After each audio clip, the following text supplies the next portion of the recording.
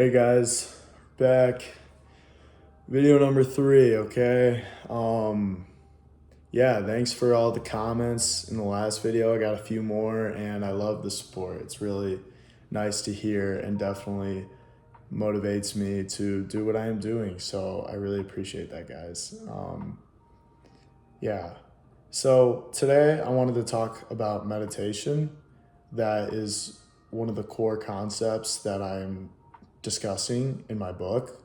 And if you remember from the last video, I'm at a pivotal point in the book where I'm transitioning between talking about all my insecurities and past issues, which then led me to make the decision to start reading and meditating on a daily basis, okay?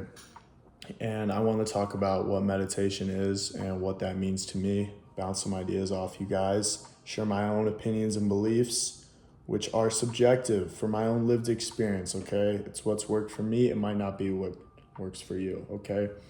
So I'm not trying to prescribe you something that will fix or change your life. I don't know. I don't know what's best for you. You try, you let me know what you think, okay? And I encourage you, if you haven't before, to try sitting down and meditating for even 5 minutes in silence. It is harder than you may think, okay? And it can be very challenging, okay? Especially when you first start. But I think you'll come to find over time that it can be a very relaxing thing and a very freeing thing, and something that you might end up looking forward to in your day, over a lot of things, okay? So meditation, what is meditation? What does that mean to Will? What does that mean to me? Okay, I think meditation is as simple as the act of being aware and the act of consciously choosing to be present. Okay. Um, there's a lot that goes into meditation, and there's a lot that goes into all the different type of discoveries and concepts and ways that you could talk about this, describe this, the different forms of it. I could go on and on about this shit for hours. But today, because I'm trying to keep this on theme and on par with where I'm at in the book, I'm talking about when I just first started meditating. Okay, so what did that look like to me when I first started? Okay, and what was I reading about? How did I come to learn? And real quick, before we get into that, I want to bring this up. This book, Letting Go, The Pathway to Surrender by David R. Hawkins, was the first book I read and it genuinely changed my life, okay? Genuinely changed my fucking life. I cannot say that with as much confidence if I was talking about like literally anything else. This shit, if you got fucking $20 lying around, or if you don't, you want to be an asshole, you can look up the PDF. Just read it, please. Okay, it might help you. If it helps you as much as it helped me, like, you'll be thanking me, but you don't need to. You know what I mean? We can be humble and shit. Um, okay, so what did meditation look like to me when I first started? What were some things I was aware of, and how did I go about it? Okay, cool. So, seated meditation was the first form that I started with, and I did so usually on a couch, sometimes on my bed. Prefer not to do that because you might fall asleep, especially if you're narcoleptic like me. So, fun fact, by the way. Sit down, sit upright. You know, you can crisscross your legs if you're feeling like a monk, if you want to be cool and shit. Um, or if you want to fucking strain your hips, whatever, you know.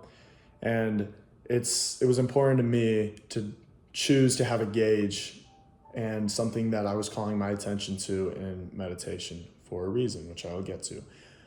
And what I would choose to do was focus on my breath. Okay, this was my gauge, and this is what I was calling my attention to during my meditation sessions. I would sit down, sit upright.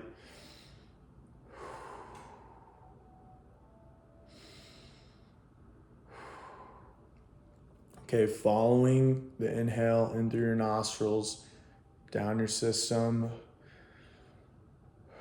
Exhale out. That's not the best demonstration, but y'all know how to breathe, so I hope you can figure that one out. And you do that for however long you choose to do, 5 minutes. I started with something simple that I could hit on a daily basis and do that frequently, where it wouldn't be a challenge. There's no question in my head that I could do that. If that's 1 minute, 5 minutes, I think the most important thing about this is you make it a consistent habit, okay? And you're sitting down, no stimulation, no audio, focusing on your breath. Or you can play some very light, relaxing vibration sounds, if you want to do that. And you're focusing on your breath, and that's it. Okay? That's simple. That's really simple, right? Okay. You're just focusing on your breath. Easier said than done. I, again, really encourage you to try it. Okay. And there's more to it though. Okay. So what's going to happen normally when you're doing this is you're going to have a thought come up. Okay. And you recognize that thought and you return to your breath. Okay. You let it go. You can choose to say a mantra like let go and then return back to your breath. Or you can just label it thought. Return back to your breath. Repeat. Okay? That's meditation. All right. And you will also notice that sometimes you'll have a thought and then next thing you know, you've been thinking for 2 minutes straight. Okay? Was that the goal of the meditation? Or this time you sit down for 5 minutes where you're supposed to be thinking?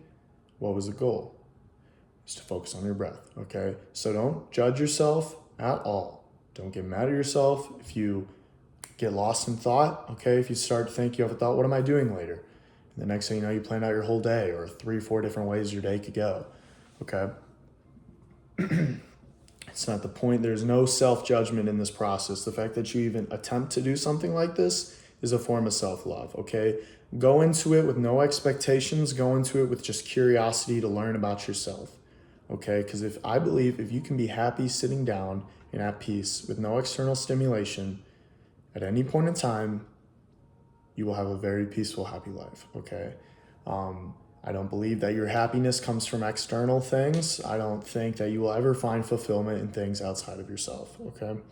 That is my beliefs, and that is what's helped me a lot, okay? I just return to myself always, and it's this, like I said in the meditation, it's this continuous act of returning to yourself, going back to your breath, your conscious choice of what you chose to do going into the session, going back to your breath, okay?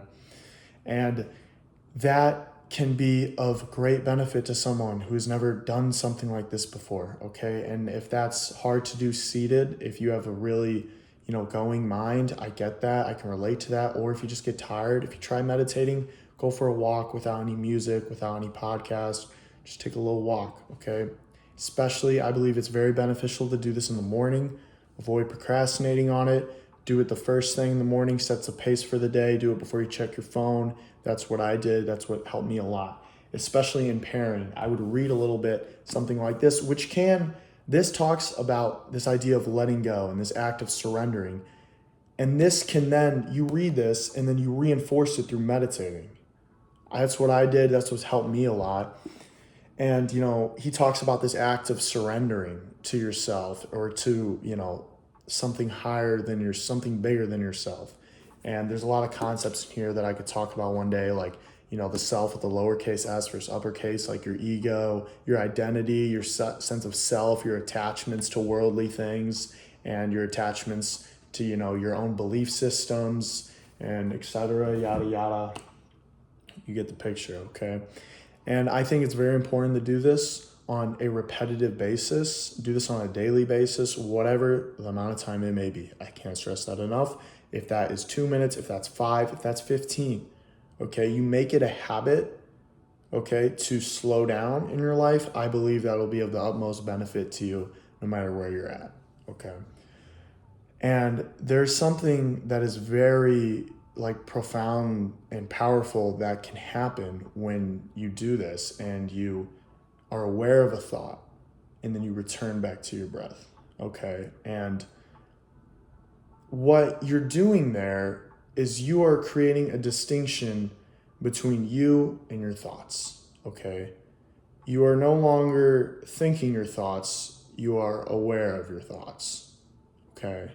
You're doing that continuously with a conscious decision to focus on your breath removes the identification between you as the thinker and you as the person who's aware of your thoughts that are being had.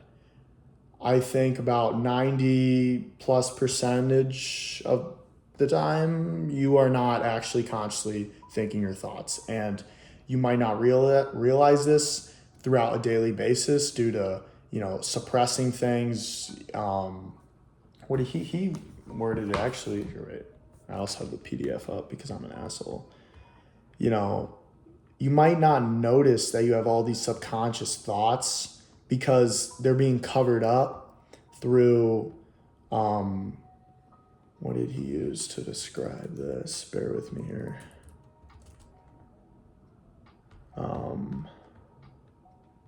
I don't know. Fucking just avoidance, okay? Like, you might not realize that you have all these thoughts or all these emotions and worries because you just chug a lot of caffeine or something like that. Or, you just go do something that takes your mind off of it. Or you eat food without like even consciously like thinking about it. You're just doing it to avoid things, okay? It's just something that's going to make you more conscious of everything that you're doing, thinking, and feeling. Taking time to meditate, creating this distinction between you and your thoughts and your emotions, and being aware of them without judging them, without criticizing them, without feeling guilt or shame for them. And that's going to be hard at first, though all those emotions are powerful and hard to relinquish.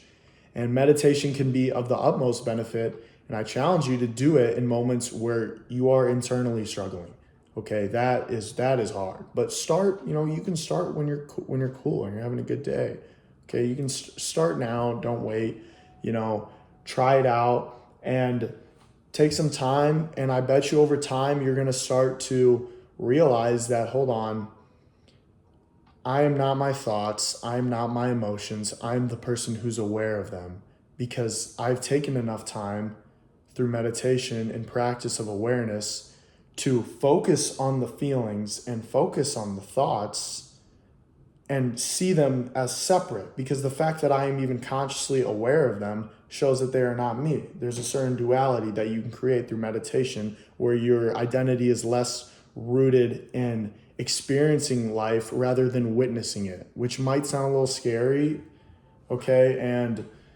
But that's kind of what it is. And I think it is also important to note that if you do have repetitive thoughts throughout a meditation session, like let's say you have a thought, tie back to what we said earlier, about what am I doing later? And then maybe the second thought isn't exactly the same, but it's a little different. Like, I wonder if this person's going to invite me to that dinner he was talking about. Okay, those are two of the same things, right?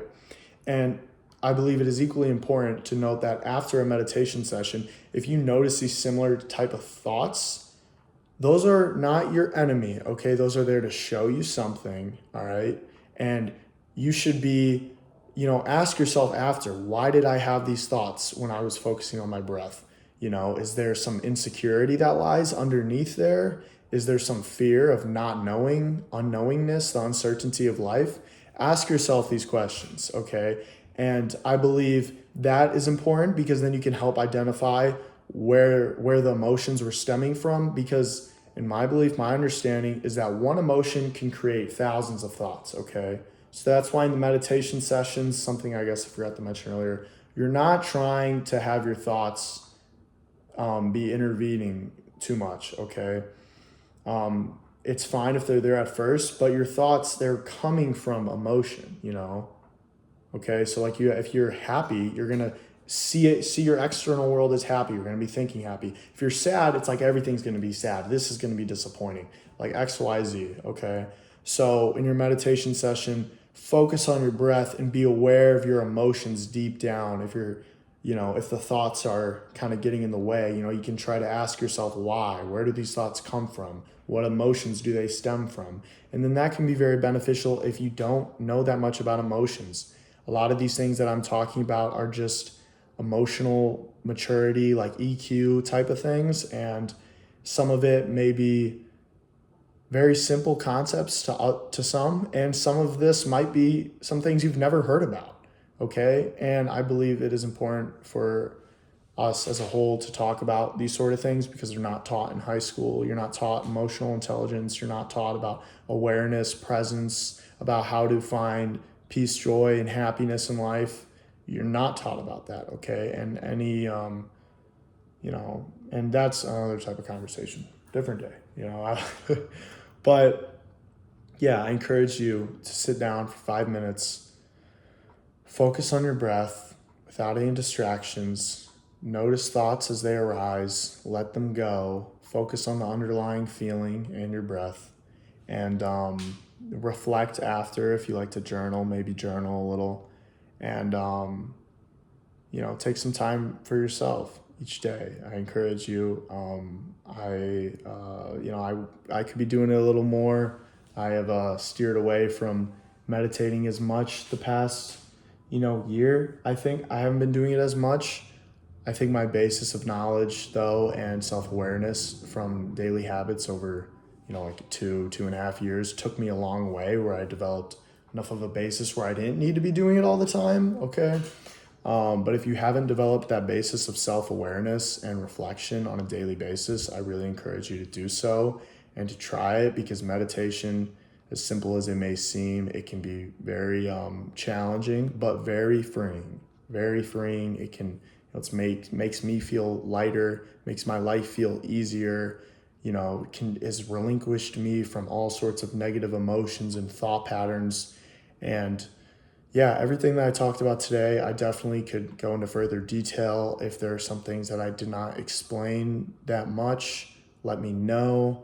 I can already imagine myself rewatching this video and pulling 10 different things that I wish I went into better or described better. But that is not the point. The point is just to speak and rattle some thoughts out for my own sake. And then if you guys find it of any benefit, that's amazing too. And I would love that. But if there's anything that y'all are confused on with what I said, let me know, because I am trying to formulate this and express this through a more autobiographical standpoint in my book right now. So if there's any little things I left out or anything that you would like some clarification about, please let me know. And if you disagree with anything and want to, challenge some of my thoughts or beliefs or pick my brain about anything, let me know too. Like I said in the last video, I definitely have enough time to respond to some comments. So, and I, love the support, love to hear it. I'm trying not to talk about all this YouTube shit with any of my friends or family right now. I'm just keeping it for me. And yeah, that's it for today. If you got to the end of this fucking almost 18-minute long video, thank you. Of course, I really appreciate it. And I appreciate your time. Yeah. Talk soon. See ya.